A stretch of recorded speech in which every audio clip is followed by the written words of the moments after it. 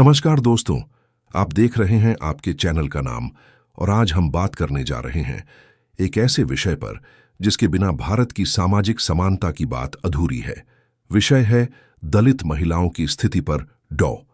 अंबेडकर के विचार। ये सिर्फ इतिहास की बात नहीं है, यह उस संघर्ष की कहानी है जो एक व्यक्ति ने एक समाज की आधी आबादी के लिए लड़ी।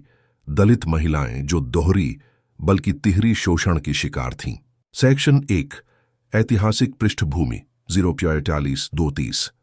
भारत में सदियों से चली आ रही जाति व्यवस्था ने समाज को कई हिस्सों में बांट दिया और इस व्यवस्था का सबसे दर्दनाक प्रभाव पड़ा दलितों पर और विशेष रूप से दलित महिलाओं पर।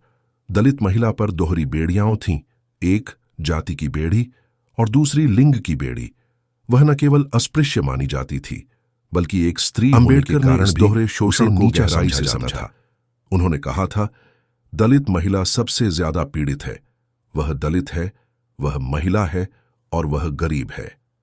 उन्होंने दलित महिला की स्थिति को समाज के सबसे नीचे के स्तर पर बताया, जहां इंसानियत की आवाज तक नहीं पहुंचती थी। सेक्शन 2, अंबेडकर का महिला दृष्टिकोण 230-4 ब्लैचायर।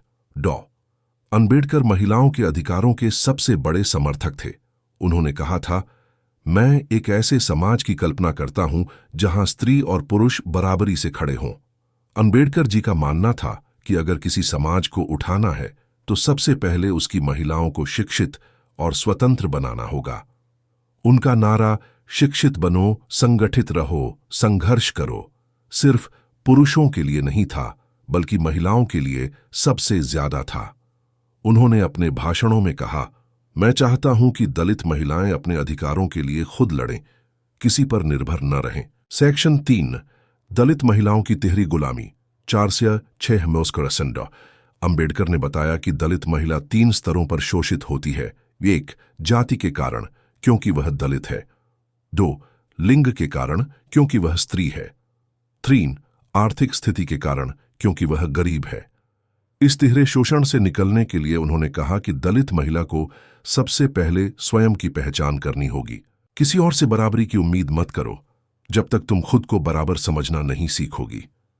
अंबेडकर उन्होंने दलित महिलाओं को समाज का सबसे क्रांतिकारी वर्ग बताया क्योंकि उनमें बदलाव की सबसे अधिक क्षमता थी। सेक्शन 4, अंबेडकर के सुधार कार्य 6-8-11। डॉ.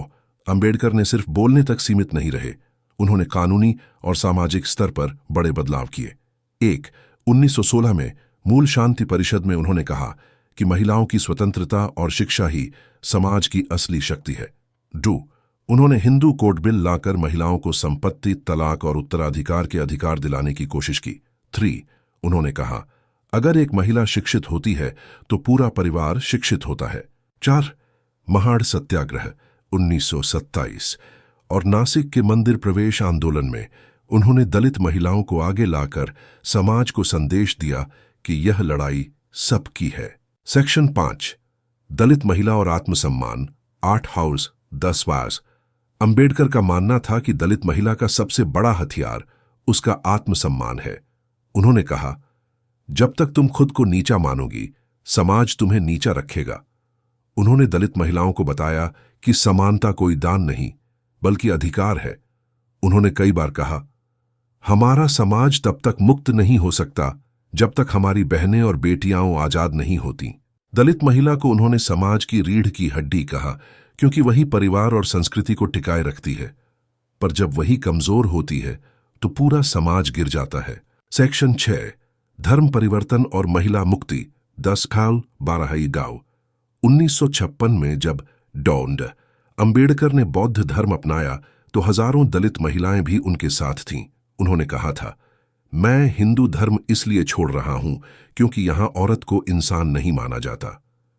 बौद्ध धर्म में स्त्री को समान दर्जा मिलने की बात अंबेडकर के लिए सिर्फ धार्मिक नहीं बल्कि सामाजिक क्रांति थी। उन्होंने कहा, बौद्ध धर्म में महिला को बराबर का अधिकार है, यहां कोई ऊंच नीच नहीं, कोई शोषण नहीं।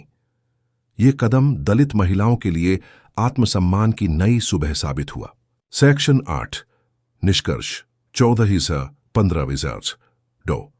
भीमराव अंबेडकर का सपना था एक ऐसा भारत जहां कोई ऊंच नीच ना हो, जहां हर महिला अपने अधिकारों को जानती हो और जहां दलित महिला सम्मान से सिर उठा सके। मैं चाहता हूं कि मेरी बहनें शिक्षित हों, अपने पैरों पर खड़ी हों और किसी के सामने झुके नहीं। डॉ. अंबेडकर। दोस्तों, अगर हम सच में अंबेडकर के विचारों को मानते हैं तो हमें सिर्फ उनका नाम नहीं बल्कि उनकी सोच को अपनाना होगा।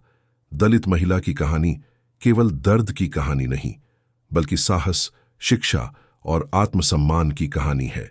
आउट्रो 15 से 15:30। अगर आपको यह वीडियो पसंद आया हो तो इसे शेयर करें ताकि हर किसी तक अंबेडकर जी का यह संदेश पहुंच सके। कमेंट में जरूर बताइए, आपके हिसाब से आज की दलित महिला के सामने सबसे बड़ी चुनौती क्या है? जय भीम। शिक्षित बनो, संगठित रहो, संघर्ष करो।